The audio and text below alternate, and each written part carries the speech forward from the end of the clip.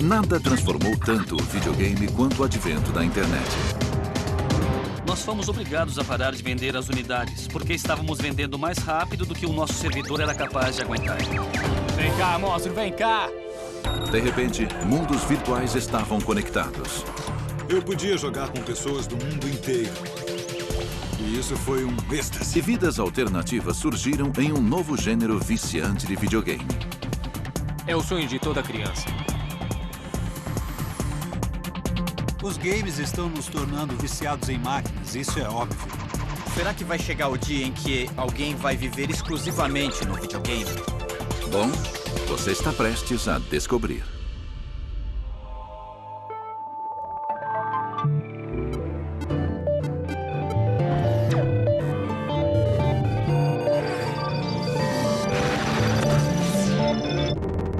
A era do videogame.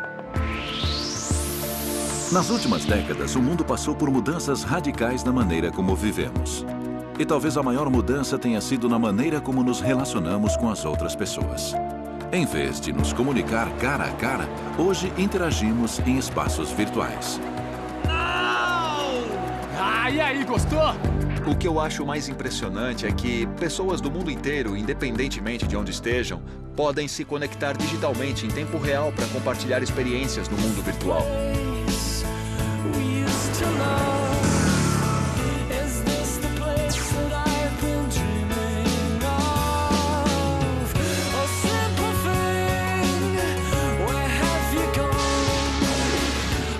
Este novo fenômeno de interação social afetou todas as formas de entretenimento, inclusive os videogames. Enquanto alguns trabalhavam incessantemente para aperfeiçoar a inteligência artificial dos computadores, outros tinham a intenção de se conectar à mente humana. Por melhor que seja a inteligência artificial, não há nada mais satisfatório do que jogar com outro ser humano. Por isso a internet mudou a maneira de se fazer os jogos. E por sua vez, a estrada da informação transformou toda uma nova geração de jogadores. Eles ouvem iPod, enviam torpedos, atualizam o blog e assistem à TV tudo ao mesmo tempo. Se você tirar uma dessas coisas, vão sentir falta e ficar chateados com isso. Temos que fazer os jogos assim, mas não era assim quando crescemos. Fazíamos uma coisa de cada vez. Mas as sementes deste novo e corajoso mundo virtual foram plantadas muito antes do que podemos imaginar. Na verdade, a ideia de internet já existe desde a década de 50. And who knows, the housewife of tomorrow may do her shopping like this. E ao contrário dos aplicativos de hoje, as origens da internet não tinham nada a ver com entretenimento. A internet nasceu da ARPANET, que era uma rede militar criada para sobreviver à guerra nuclear. A Guerra Fria já havia começado. The dawn of the space age. Depois que a União Soviética lançou o Sputnik em 1957, os Estados Unidos criaram a ARPA, uma agência de projetos de pesquisa avançada com o objetivo de recuperar a liderança em ciência e tecnologia. A ARPA logo desenvolveu o IPTO, um centro de tecnologia de processamento de informações. Este centro contava pela primeira vez com uma rede de radares espalhados pelo país. Depois de anos de colaboração entre a ARPA, empresas privadas como a Honeywell Technologies e várias faculdades norte-americanas, em 29 de outubro de 1969, na Universidade da Califórnia, em Los Angeles, ganhava vida aquilo que passaria a se chamar ARPANET. Logo que as pessoas conectaram computadores à distância, começaram a jogar com eles. Richard Bartley e seu sócio Roy Trubshaw, ambos estudantes da Universidade de Essex, no Reino Unido, desenvolveram um jogo inovador que se aproveitou desta nova conectividade. Era interessante poder conversar com algum cara no Japão, outro cara em San Diego e, ao mesmo tempo, com alguém sentado em uma mesa ao seu lado. Em 1979, os programadores lançaram um jogo de múltiplos usuários que mais tarde seria chamado de MUD. MUD é a sigla em inglês para domínio de múltiplos usuários. É um mundo textual online em que as pessoas interagem com um cenário virtual de fantasia, usando comandos de texto. Alguém, geralmente o mestre de jogo, rodava o programa e dizia às pessoas, conforme elas executavam ações diferentes, quais seriam os resultados dessas ações. Esses jogos não eram tão automatizados. Funcionavam por meio de seres humanos que usavam a internet primitiva e as primeiras salas de bate-papo para recriar a experiência de um domínio virtual com múltiplos jogadores. No início da década de 90, a tecnologia estava explodindo e abria caminho para o World Wide Web. E os mundos virtuais que se tornaram possíveis graças aos MUDs evoluiriam para algo visual, viciante e maciço. A década de 90 trouxe grandes mudanças culturais e tecnológicas que serviriam de alavanca para o World Wide Web. Houve uma explosão das tecnologias de informação, comunicação, interconectividade. Obrigado por ligar para Amazon.com. Muitas casas já tinham computador, tínhamos uma boa largura de banda e o clima político permitiu que até mesmo o Estado subsidiasse a banda larga. E a revolução digital colaborou para gerar uma série de jogos virtuais mundiais. Naquela época, a rede estava começando a atingir um nível comercial. Muitas pessoas estavam ansiosas para se conectar, essencialmente para jogar em ambientes gráficos 3D.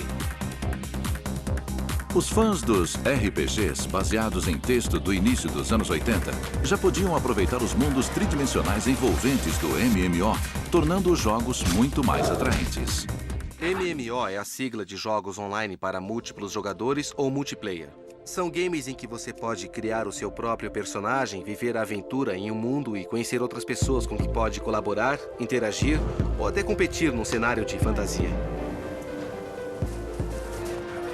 Quando os usuários jogavam em porões, havia no máximo meia dúzia de pessoas, mas depois elas podiam participar com centenas de milhares de outras, até mesmo milhões.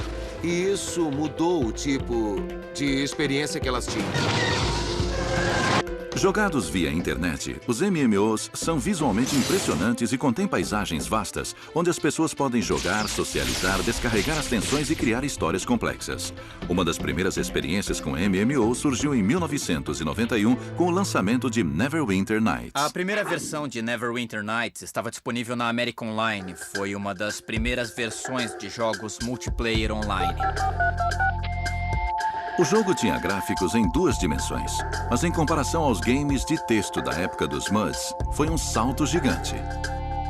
Havia um certo percentual da população que preferia ficar com as comunidades virtuais baseadas em texto, mas depois que tudo começou a ficar mais gráfico e visual, um percentual cada vez maior de pessoas partia para o eu consigo ver você e depois clicar em você em vez de eu vou digitar o seu nome.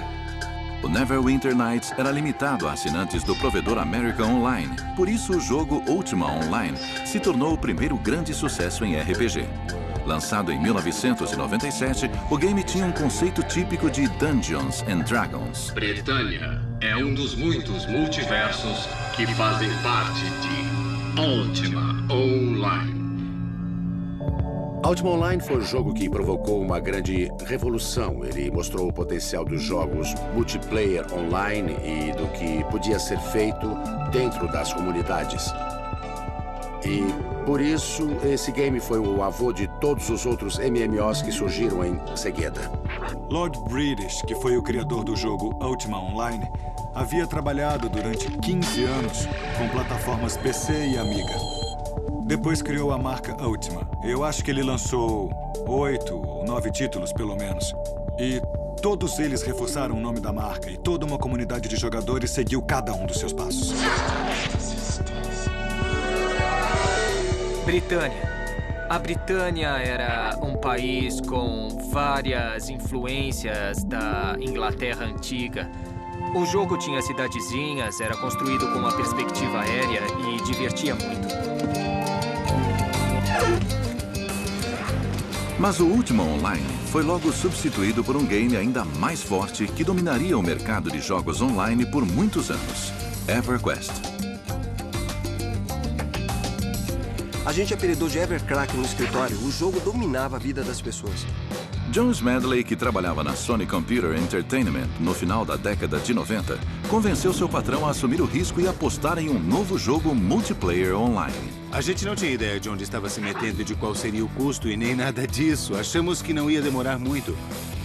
3 anos depois, não sei dizer quanto custou, mas não foi barato. Eu acho que o EverQuest foi muito especial porque foi o primeiro MMO em 3D. Foi o primeiro jogo lançado a apresentar um mundo de fantasia em 3D em que o jogador podia mergulhar e deu uma ideia do que era possível fazer nesse tipo de ambientação. Por ter sido o primeiro game a vislumbrar o futuro, fãs do mundo inteiro fizeram fila para jogar quando EverQuest foi lançado em 1999. Foram tantos usuários acessando no primeiro dia que os servidores não aguentaram, não dava para dar conta, a largura de banda não era suficiente. A popularidade de jogos como EverQuest teve um efeito cumulativo. Quanto mais pessoas jogavam, maior era a divulgação. É difícil saber se são as atividades de jogo ou as atividades sociais que atraem as pessoas, porque elas passam tanto tempo conversando com as outras quando passam no universo das batalhas contra os monstros. Os MMOs, com possibilidades cada vez mais avançadas, atraíram uma grande variedade de pessoas. Muitas delas não se consideravam fãs tradicionais de videogame. Nós vivemos em uma sociedade global e fazemos parte de um sistema que é muito maior do que nós mesmos. E esses jogos satisfazem tanto a necessidade de fazer parte de um sistema maior, como também de controlar um sistema global muito amplo. Nick Yee, um doutorando em Sociologia da Universidade de Stanford, concentrou sua atenção no estudo das dinâmicas sociais que surgiram com os MMOs em um projeto que ele chama de Dédalus. Existem diferentes tipos de grupos. Existem grupos de curta duração que executam uma tarefa durante 5 minutos, meia hora ou 1 hora, que são períodos muito curtos. Mas existem organizações de longa duração chamadas associações, onde existe um líder, vários oficiais de alta patente, 50, 200 ou 250 membros. Você pode jogar do jeito que quiser, mas para que os seres humanos funcionem em grupos, geralmente alguém precisa comandar. E os MMOs são tão realistas em sua dinâmica social que evoluíram dentro de seus próprios ambientes. Nós recriamos o tribalismo das antigas civilizações. Durante muito tempo, os jogos interativos e os videogames foram experiências solitárias. Mas hoje em dia, as pessoas têm vontade de jogar com as outras pessoas. De um jeito parecido com os jogos de salão de antigamente, ou com os jogos de tabuleiro com a família e os amigos.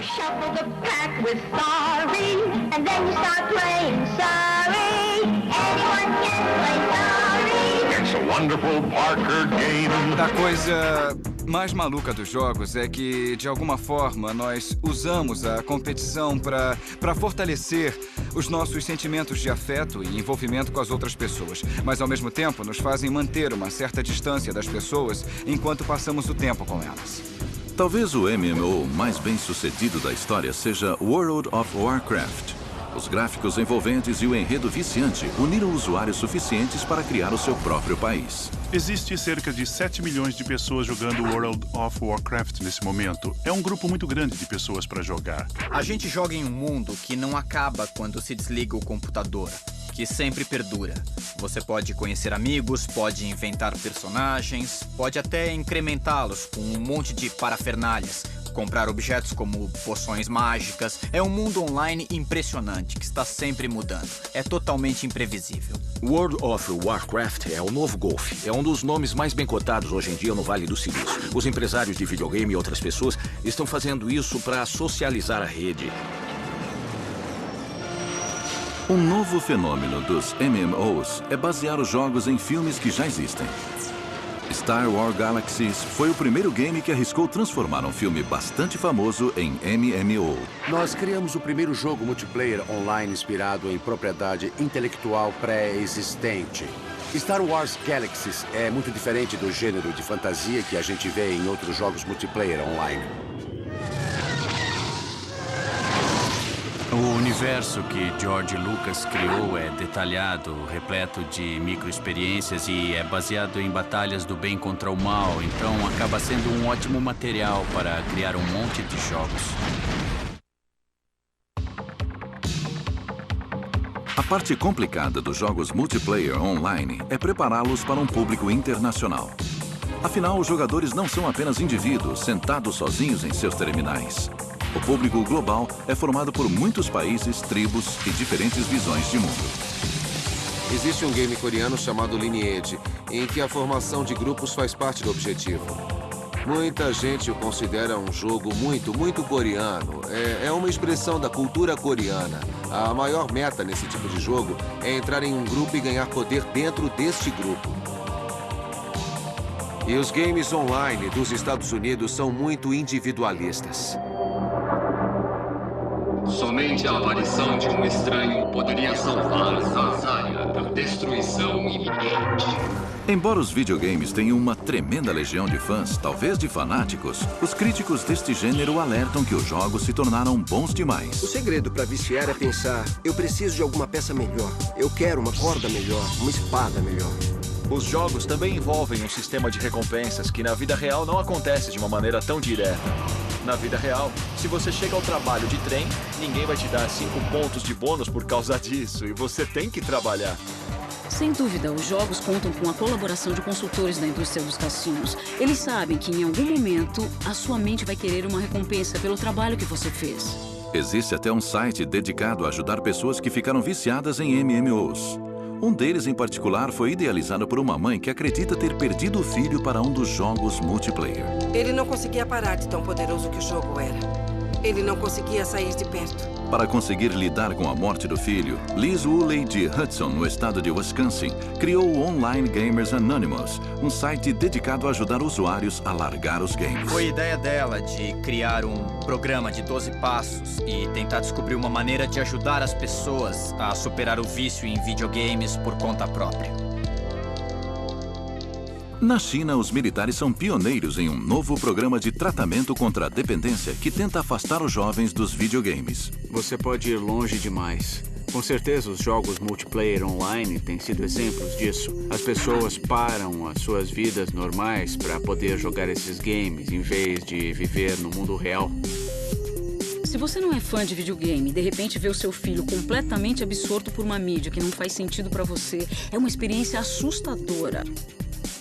Eu não culpo os pais por ficarem preocupados ou em pânico. Eu só acho que a gente não fez um bom trabalho de educação sobre o que é essa nova mídia e sobre o que os jovens sentem quando jogam. Não é escapismo. Escapismo não tem nada a ver com isso. É a capacidade de se tornar aquilo que você realmente é. Como é que alguém não se interessaria por isso? Essas crianças estão aprendendo a planejar, a organizar comunidades inteiras de pessoas e estão aprendendo a ser democráticos. É muito diferente do que aquilo que a aparência pode sugerir.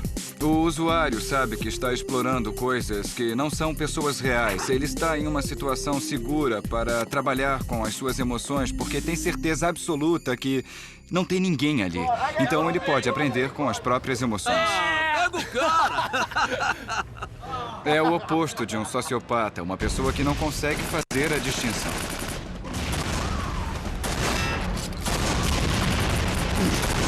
Se não forem os games, o que mais pode ser? O esporte de domingo? Existe sempre uma atividade social para culpar, mas quer saber? Dá para desligar o computador com um botão. Se você decidir não jogar, tá tudo bem.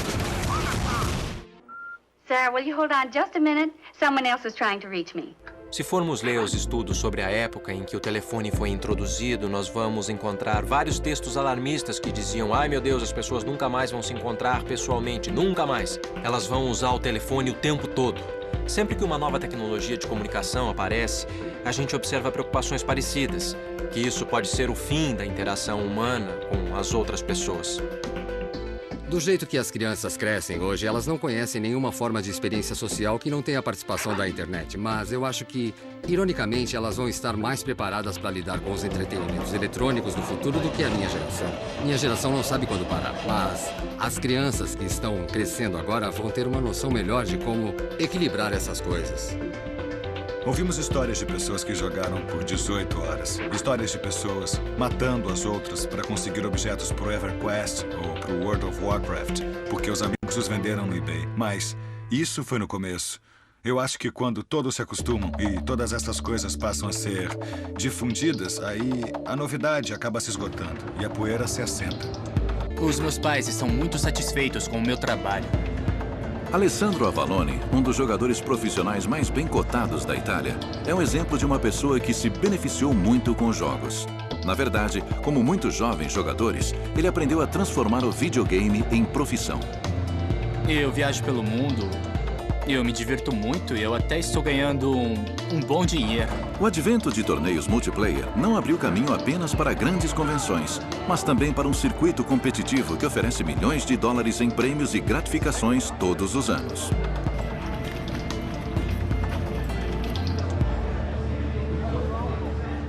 A QuakeCon é uma convenção que dá oportunidade para as pessoas saírem dos porões e dos quartos para viajar pelo país e jogar. Vem cá, monstro, vem cá! Realizada uma vez por ano na cidade de Dallas, no Texas, a QuakeCon oferece 100 mil dólares em prêmios e atrai visitantes de várias partes do mundo. Eu e minha equipe vamos jogar contra a equipe do Fatality e nós vamos ganhar deles. Nenhum jogador é tão famoso ou temido quanto o pentacampeão Jonathan Wendell, mais conhecido pelo pseudônimo de Fatality. Oi.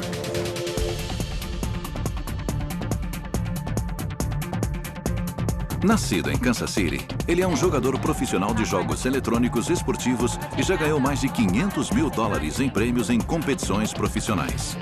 Ele é um verdadeiro porta-voz da indústria e também uma das pessoas que está transformando o game profissional em uma tendência. Ele está tentando fazer com que as pessoas entendam que isso é um esporte sério e não apenas um jogo. Embora alguns acreditem que a tecnologia está isolando os jovens, este tipo de conferência reúne os jogadores em grupos sociais tradicionais. E a popularidade das competições continua crescendo. A próxima geração de fãs de videogame, no entanto, pode precisar de um pouco de competição. Hoje existe uma tendência forte nos jogos multiplayer online do jogador também ser o criador. Tá cada vez mais parecido com a web, no sentido de que você se conecta para usar do jeito que você quiser. Os MMOs, na verdade, não são jogos, e sim mundos digitais onde vivemos uma segunda vida, uma nova identidade na ponta dos dedos.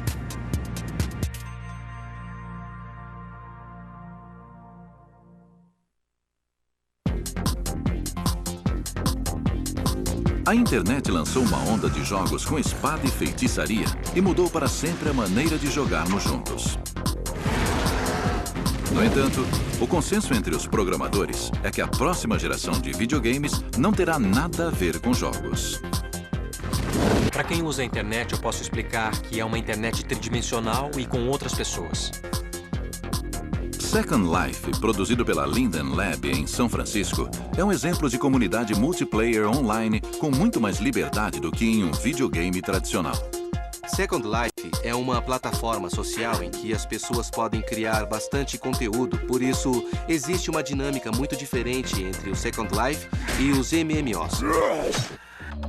Com mais de 9 milhões de usuários cadastrados, Second Life cresce a uma taxa exponencial de 15% ao mês. Queremos que seja acessível para um número grande de pessoas e ninguém tem que pagar para participar. Você recebe logo de cara um conjunto completo de ferramentas para criar conteúdos em 3D.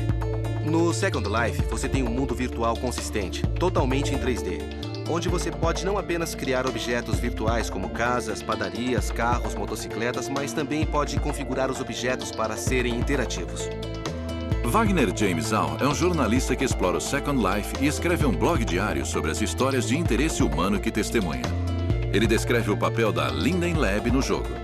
É como um deus que criou esse mundo e se torna cada vez mais distante, até que finalmente você entra nesse mundo e ele é todo seu, para ser construído e para ser continuado. Não há mais ninguém lá e você tem que decidir, parece até uma questão existencialista. Quem sou eu? O que é que eu vou fazer nesse mundo? Muitas pessoas trabalham em empregos que consideram insatisfatórios, ou até mesmo cansativos, opressivos e entediantes. Elas sentem que não podem controlar o mundo e que o mundo já foi escrito para elas. E quando elas se mudam para esse mundo virtual, deixam de ser a secretária sem nome de uma empresa qualquer. Elas ganham poder. Esses games são construídos para que qualquer um se torne um herói. Para entrar em um jogo de interpretação de papéis como Second Life, você precisa primeiro escolher um personagem ou avatar. O motivo que leva as pessoas a preferir o termo avatar é que, às vezes, ele não é um personagem de características humanas. A beleza do avatar está na beleza dessas representações virtuais. Elas podem ser qualquer coisa que quisermos. Por exemplo, eu tenho altura mediana, mas quando jogo no mundo virtual, tendo a ser um pouco mais alto, um pouco mais magro, um pouco mais forte e veloz. As pessoas passam centenas de horas vestindo seus avatares no Second Life, no que os usuários chamam de pele. O Avatar pertence a um mundo muito interessante que me lembra de quando o termo figura de ação foi cunhado. Ele foi empregado no lançamento do G.I. Joe, porque já existia a Barbie, mas a empresa que fabricava o G.I. Joe queria vender os bonequinhos para os meninos. Só que os meninos não brincam de boneca. Os meninos brincam com figuras de ação. Da mesma forma que os adultos não brincam de boneca. Eles brincam com avatares. O Second Life faz estatística do sexo e da idade de todos os usuários e revelou alguns números bem interessantes. Mais ou menos 80% dos personagens femininos dos MMO são desempenhados por homens. Podemos pensar em muitas coisas interessantes a partir daí, como a masculinidade ou como nos últimos 20 ou 30 anos as mulheres foram encorajadas a se tornarem mais masculinas em vários sentidos. Mas ainda é tabu para os homens tentarem ser femininos. Existe um forte elemento de autotransformação em tudo isso. O que eu acho interessante do ponto de vista psicológico é como isso influencia o comportamento online. Será que tem consequências na vida real? Eu acho que existe um elemento de escapismo nos mundos virtuais. É a mesma coisa quando as pessoas se interessam pelas fofocas da celebridade, sabe? Elas gostam da sensação de fantasia, de imaginar como é a vida nesse outro mundo mais ilustre. Chamar isso de escapismo pode tornar toda a discussão preconceituosa, porque o escapismo tem uma conotação negativa. Eu acho mais interessante analisar onde as pessoas estão passando o tempo. Tem gente que joga online em vez de passar o tempo assistindo televisão, por exemplo. Então, eles estão trocando o tempo dedicado a uma atividade passiva, que também tende a ser solitária, por uma atividade social interativa e colaborativa. Então eu acho que já podemos olhar para isso como um aspecto bem positivo. Alguns personagens vão muito além da mudança de sexo e escolhem um avatar sob a forma de um animal ou objeto. A identificação pelo animal é como um totem. Existem muitas culturas no mundo inteiro que acreditam em totens ou no contato com os totens. Você é um lobo, uma águia ou um falcão. É o conceito do animal interno, do animal com o qual você se identifica. Existe uma série de pesquisas sobre como a pessoa se apresenta no mundo virtual, e não importa o tipo de representação visual. Muito do que a pessoa é na realidade tende a ser revelado de qualquer maneira. Se você veste uma camisa bonita, arruma o cabelo, coloca lentes de contato e coisas do tipo, pronto, você é um avatar. É uma virtualização de você mesmo. Depois de anos de trabalho como repórter, Wagner James Au se deparou com inúmeras histórias de usuários que incrementaram suas vidas através do uso de mundos virtuais. Eu vi muita gente que se conheceu no Second Life e trouxe essa amizade para a vida real. Muitas vezes as pessoas se apaixonam. Por isso, o Second Life é uma maneira de aproximar as pessoas. Muitas histórias de pessoas que passam por dificuldades na vida real nos mostram que o Second Life devolveu a elas a sensação de controle sobre as próprias vidas. As histórias, no entanto, nem sempre são edificantes. A vida nem sempre melhora nesta segunda tentativa. Eu li sobre um alemão que se apaixonou por alguém nos Estados Unidos e viajou para encontrá-la, mas não deu certo. De repente, lá estava ele, no meio dos Estados Unidos, sem saber o que fazer. Essas coisas também acontecem. No Second Life, você pode encontrar políticos da vida real concorrendo a cargos, estúdios fotográficos virtuais ou mesmo shows de rock. Eu li uma história sobre detetives particulares que investigam se o seu namorado está te traindo no Second Life. E se estiver, eles tentam pegar no flagra. Você pode ser quem quiser no Second Life. Mas este não é o único MMO social que atrai fãs. O Active World, sediado em Massachusetts, é um universo alternativo que cresce rapidamente. Você pode criar um mundo inteiro e as outras pessoas podem visitar como turistas. Elas podem dar uma volta pelo seu mundo como se estivessem procurando um imóvel. Se gostarem, podem até comprar uma casa e se inscrever para participarem desse mundo. Um dos MMOs sociais mais populares é um jogo chamado Entropia. Boa tarde. Eu sou Saya King. Hoje vamos mostrar uma coisa verdadeiramente espetacular. Vamos te levar para dentro do universo virtual do projeto Entropia. Projetado pela empresa sueca de software Mindark, o jogo se passa em um universo virtual futurista. A comunidade online do Entropia tem quase 500 mil de participantes inscritos em mais de 200 países. Entropia é um bom exemplo de um jogo que liga o mundo real e o dinheiro do mundo real a um mundo virtual. Existem casos de pessoas que gastaram centenas de milhares de dólares de verdade para comprar um imóvel nesse mundo virtual. John Jacobs, conhecido pelo avatar Never Die, hipotecou sua casa verdadeira em Miami para comprar uma casa noturna no mundo virtual de Entropia. Ele recuperou o investimento em menos de um ano. Eu arrecadei 100 mil dólares depois de 8 semanas de funcionamento. Eu tenho um shopping center. Tem 64 lojas. A avaliação atual é de 750 dólares por loja. Todas essas pessoas têm pequenos lucros aqui e ali com vários objetos. Na verdade, a economia virtual é um fenômeno constante nos MMOs. O preço de qualquer coisa no Star Wars Galaxies é controlado pelos jogadores. É bem provável que você compre uma arma de alguém que é construído dentro do jogo e as pessoas determinam quanto cobrar com base na lei da oferta e da procura. Julian DeBell, autor do livro Play Money, passou um ano trabalhando para tentar ganhar a vida na economia virtual dos jogos online de interpretação de papéis. Ele conseguiu fazer isso comprando e vendendo itens virtuais em troca de dinheiro do mundo real. Você tem alguma coisa que outra pessoa precisa. Ela tem alguma coisa que você quer. É só trocar. Depois que isso acontece... Bom, por que não simplificar e colocar uma moeda? Depois que a moeda aparece, a economia começa a acontecer. É bem simples. Se você entrar num site de vendas, vai ver personagens e objetos desse mundo virtual à venda no site. As pessoas perguntam, por que gastar dinheiro de verdade com isso? Bom, é porque eu levei 100 horas para desenvolver aquele personagem e 100 horas do meu tempo tem valor. Eu até posso estipular monetariamente que valor é esse. Se tem um cara ali dentro torrando dinheiro, significa que outro cara vai poder ganhar dinheiro lá dentro. Ganhar a vida dentro de mundos virtuais pode algum dia virar uma ocorrência comum. Nas últimas estatísticas que eu vi na Linden Lab, havia 3 mil pessoas ganhando, na vida real, uma renda de 20 mil dólares por ano ou mais. A mais famosa é An She-chung. A pessoa real por trás do avatar mora na Alemanha e ganha cerca de 150 mil dólares por ano. An She-chung também se tornou a primeira milionária real do Second Life comprando e vendendo imóveis virtuais.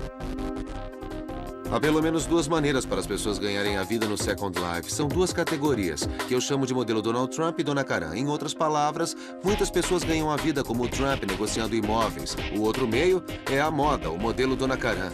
Existe um grande mercado para as pessoas melhorarem seus avatares, seus alter egos. Os imóveis virtuais são um conceito muito importante no Second Life. Esse jogo atualmente simula um espaço de cerca de 180 km². É mais ou menos 3 vezes o tamanho de Manhattan. Isso está sendo feito com cerca de 3.000 CPUs. Então, como é que a gente faz para controlar o acesso a toda essa potência computacional? A gente pode fazer isso através da ideia de imóveis. Quando você cria um objeto, você tem os direitos de endereço IP sobre ele. Eu chamo isso de declaração de independência. Se você comparar o Second Life aos Estados Unidos, vai perceber que existe um verdadeiro senso de contrato social acontecendo por ali. As pessoas fazem bares, clubes, hotéis, apartamentos, casas. Já se discutiu várias vezes se é necessário ou não pagar para entrar nesses espaços. Mas, como no mundo real, se você vai a uma casa noturna, tem que pagar a entrada na porta. E exatamente como no mundo real, os contratos sociais são baseados em confiança. Algumas empresas trabalham como intermediárias para comprar e vender bens virtuais. Você confia em alguém para te entregar esse ouro virtual e também existe a questão da eficiência. Quanto você demora para me entregar esse ouro? A economia da Terra está diretamente ligada à economia em Calypso. E o seu dinheiro tem valor nos 2 mundos. Embora estas transações sejam aceitas pelos fabricantes de jogos hoje em dia, elas nem sempre são verdade para os usuários, principalmente no que diz respeito aos MMOs tradicionais. Antes de mais nada, considera-se uma coisa execrável usar dinheiro nos games. Nenhum jogador admite que comprou objetos por dinheiro, porque isso prejudica o equilíbrio do jogo. Se você entrar na internet e comprar um personagem de nível 60, isso não significa que você é um jogador de nível 60 de verdade. Significa que você comprou um personagem. As outras pessoas vão perceber e descobrir que você não joga muito bem e não vão gostar nada disso. Você jogou dinheiro fora porque comprou um status que não é seu. Independentemente do debate ético, sempre houve uma explosão de novas oportunidades de marketing para empresas grandes e pequenas nos mundos virtuais. Por exemplo, a American Apparel, que é uma grife da vida real, acabou de abrir uma loja no Second Life. Você pode entrar na loja e comprar uma roupa da American Apparel, que o seu avatar pode vestir quando quiser. Isso ajuda a divulgar a marca American Apparel e também traz informações sobre as roupas que as pessoas têm interesse em comprar. Acredito que eles são um dos primeiros a se mudar para esse espaço e espero que muitos outros façam o mesmo. Apenas no Second Life, as transações atingiram uma taxa de 2.700.000 dólares por mês. Marcas que já apareceram no mundo virtual incluem Coca-Cola, McDonald's, Levi's, Chrysler e Adidas. É assim que o Second Life pode se tornar a próxima geração da web. Em vez de entrar num site como o Amazon ou outro, ou interface em 2D, você pode entrar em uma versão virtual da Amazon e dar uma olhada no livro que quer comprar antes mesmo de fazer o pedido. Até mesmo pequenos negócios estão encontrando oportunidades em ambientes multiplayer. Scott Ronglin, diretor artístico da trupe de teatro The Next Arena de Los Angeles, está promovendo a mais recente peça da companhia no Second Life. Tic. Você ouviu o que eu disse? Ouviram? Essa é uma peça que trata muito do subconsciente, então a gente achou uma boa mostrar um pedaço dela no mundo virtual. A trupe de teatro conseguiu fazer isso com a ajuda da produtora cinematográfica virtual Studio Shores. Sob o comando dos avatares Silver e Goldie Goodman, os cineastas da vida real estão sendo pioneiros em conteúdo neste mundo virtual. No Second Life, a câmera pode flutuar para onde você quiser. Isso torna a realização do filme uma maravilha, por causa dos ângulos e dos movimentos que você pode captar. Existem várias maneiras de ganhar dinheiro nestes mundos virtuais. Julian DeBell teve o bom senso de vender o seu livro sobre economia virtual dentro de uma economia virtual. Ele está vendendo cópias do seu livro no Second Life. É o livro completo e ele pode autografar para você porque a tecnologia permite que o avatar autografe o livro. As pessoas da comunidade econômica estão até começando a rastrear estas transações virtuais. Depois que os valores são levantados e você entende quanto dinheiro está sendo gerado, como economista, você pode dizer com confiança que o EverQuest tem um produto interno bruto de 135 milhões de dólares por ano. O PIB per capita do EverQuest é mais alto do que o da China ou da Rússia. E isso é uma coisa desconcertante. É só pensar que um garoto na Índia, com acesso a uma conta comercial no EverQuest, pode ganhar mais dinheiro real no mundo virtual do que em centenas de quilômetros ao redor do vilarejo dele. A gente pensa que dinheiro é real, não é? A gente pensa que é real, mas esquece que dinheiro foi inventado por decreto, que o Banco Central desejou a existência do dinheiro e declarou o seu valor. Eu considero o dinheiro como a primeira tecnologia virtual, porque ele substitui outras coisas que não estão presentes, mas que você pode projetar em sua imaginação e em seus desejos. Na verdade, não é que não exista mais uma separação entre a realidade e o mundo virtual. É que o virtual conquistou um valor real. Sinceramente, acho que estamos progredindo para uma globalização muito maior com as realidades virtuais. O mais incrível sobre as realidades virtuais é que não existe absolutamente nenhuma fronteira e há uma quantidade imensa de trocas acontecendo. Em grande parte, os mundos virtuais de hoje foram construídos por entidades privadas com a finalidade de entretenimento. A maioria foi concebida como jogos, mas talvez daqui a algum tempo o termo mundo virtual passe a abranger outros usos nas indústrias de entretenimento, de educação, médica e militar. Um dos melhores aspectos sobre os mundos virtuais de hoje é que eles se parecem muito com a internet em 1994. Em 94, toda empresa, toda organização tinha algum maluco lá dentro que dizia: precisamos entrar na web, precisamos de um site, e o resto da empresa dizia: o quê? E 4 anos depois, eles eram obrigados a registrar um domínio por centenas de milhares de dólares. Alguns programadores anseiam por uma era na qual o mundo inteiro se tornará virtual. Outros argumentam que este dia já chegou.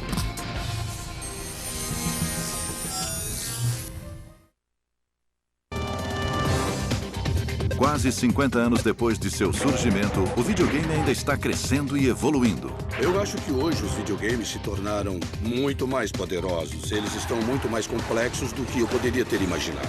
As simulações da realidade estão ficando tão boas que parecem até mundos diferentes. Acho que estamos apenas começando a entender as possibilidades do videogame. Já ultrapassou o cinema. Segundo uma previsão do banco Bear Stearns do ano passado, vai ultrapassar a música ainda este ano. E na projeção a longo prazo, em 2008, os games vão faturar mais do que as duas indústrias juntas. A combinação de belas paisagens tridimensionais, técnicas avançadas de narrativa e a oportunidade de permitir que o usuário seja autor de sua própria experiência ajudaram os videogames a se transformar na forma dominante de entretenimento em todo o mundo. E é uma mídia que só vai melhorar no futuro. Vamos continuar vendo videogames de luta, de interpretação de papéis, de plataforma, de esportes, e ainda vai aparecer alguma novidade que vai surpreender todo mundo. Também estamos trabalhando com outra tecnologia chamada euforia, que simula a maneira que nosso sistema nervoso reage quando é submetido a algum tipo de impacto. Eu acho que nos próximos anos o avanço vai chegar a um ponto em que você vai parar dentro do computador, ou uma versão sua estará dentro dele. Este sempre foi o caso dos jogos. Mas cada estágio da evolução aproximou os jogadores do sonho lúcido que o videogame se tornou hoje. Primeiro, a interface precisou evoluir para nos jogar dentro da experiência. Depois, os personagens nasceram para nos manter envolvidos com esta interface. Em seguida, esse mundo precisou crescer ao nosso redor para que pudéssemos sentir as possibilidades da mídia. A essência do jogo teve que nos perturbar e despertar nossa imaginação ao mesmo tempo. Fale depressa. Adeus. Os videogames de amanhã nem sempre nos desafiarão. Em vez disso, vão nos transportar para onde quisermos. Quando os nossos celulares ficarem mais potentes, vão existir muitas outras maneiras para as pessoas poderem passar uma parte de suas vidas no mundo virtual, se assim desejarem. As pessoas que iam para casa correndo para jogar Tetris no computador, hoje estão vendo seus filhos jogarem no celular ou em aparelhos portáteis. Como é que toda essa mídia interativa pode se tornar uma maneira das pessoas se relacionarem entre si? De comunicar suas emoções, seus valores e seus interesses culturais para outras pessoas. No fim das contas, não vai ser mais uma questão de gráficos. Vai ser uma questão de saber se essa é uma mídia que as pessoas podem usar para comunicar os seus interesses para as outras. Agora nós estamos trazendo a experiência do jogo para perto de nós. Eu acho que isso está acontecendo cada vez mais porque os games estão permeando o resto das nossas vidas. Querem saber a minha sugestão? Bom, eu sugiro que as pessoas mergulhem fundo se quiserem imergir nesse mundo virtual. Eu acho que em algum momento não vai mais haver barreiras entre a realidade e a realidade virtual. Eu acho que as barreiras convencionais vão desaparecer e tudo vai ficar interligado no futuro. O problema dos videogames e dos nossos ambientes de jogo é que eles fazem a gente pensar que o mundo em que vivemos, quando não estamos jogando ou quando não estamos vendo TV, é o mundo real. Nós vivemos em um universo muito programado. E apesar de não ser como no filme Matrix, também não é aquilo que parece. Eu acho que a realidade continua sendo realidade e os jogos são apenas jogos. Eu não acredito que o mundo dos games vai tomar conta das nossas mentes e vidas. Muita gente, na minha opinião, gosta de mergulhar fundo em certas ideias que parecem ficção científica e acabam sendo exageradas. Mas nós somos humanos, no final das contas. Eu acho que não houve um único momento na história da humanidade em que nós não estivéssemos vivendo em um mundo virtual. Acho isso tudo uma bobagem. É uma tempestade em copo d'água dizer, nossa, hoje estamos no mundo virtual, nós temos a linguagem. Se você contar alguma coisa que aconteceu na semana passada, em Sumério Antigo, para alguém que você não conhece, então a pessoa vai tentar imaginar o que foi que aconteceu. Então isso não é virtual? É da natureza humana. A ideia de que as pessoas vivem em um mundo virtual não é futurista. Está acontecendo agora. E existe toda uma cultura, hoje em dia, em torno dessa ideia de mostrar seu valor e a sua identidade como pessoas nesses outros mundos de fantasia. A cada ano, novos jogos são programados para substituir os antigos. Cada versão nos torna mais próximos de um mundo digital quase indistinguível do nosso próprio mundo. Algum dia, poderemos levar nossas vidas e experiências inteiramente dentro de um videogame, em um mundo que não existe ou que, pelo menos, não pode ser tocado.